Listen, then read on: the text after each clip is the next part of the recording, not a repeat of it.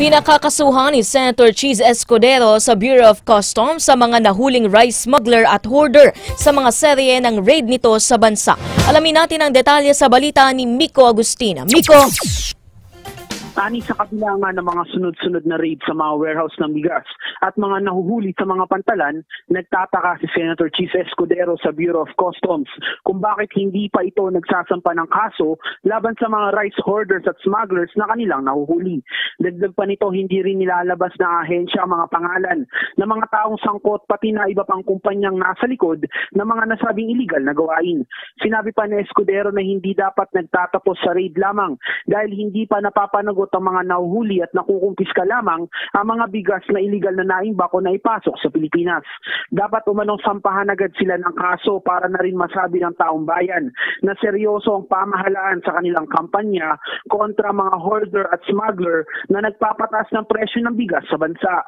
Matatandang nagkaroon ng kabi-kabilang raid ang BOC sa ilang mga warehouse gaya ng sa Bulacan na naglalaman ng mga smuggled na bigas na nagkakahalagang lagpas 500 milyong piso. Miko Agustin, Newslight. Alam mo ba na may nag-iisang born-again Christian TV station sa Pilipinas? Yan ang Light TV, God's Channel of Blessings.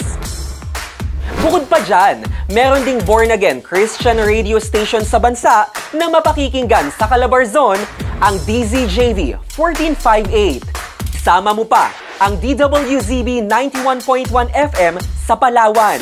Ang mga istasyon na yan, nagsani puwersa para mabuo ang Light TV Radio na nagpo-produce ng mga programa na paalala sa atin na hindi lang tayo Kristiyano tuwing Sabado at Linggo, kundi pati na rin mula Lunes hanggang Biyernes. Simulan natin ang bawat araw ng may pag-asa sa pamamagitan ng Word of God. Dito sa Daylight Devotion, kasama ang mga pastor mula sa iba't ibang panig ng mundo. Kahit busy ang schedule, maging updated sa mga balitang dapat niyong malaman sa Newslight, kung saan walang fake news, hindi puro bad news, at palaging may good news. Kung may time ka naman at gusto mo ng programa na hihimay sa mga isyong panlipunan na may gabay ng Biblia, subaybayan ang Bango na Pilipinas. May special segment din ito na Free Legal Assistance with Pau tuwing Huwebes na tumutulong sa mga nangangailangang Pilipino sa kanilang mga problemang legal. Tuwing Biyernes, sasagutin ang mga problemang pangkalusugan sa Doc Pasok. Business-minded ka ba? Kung oo, Bless Negosyo ang hatid na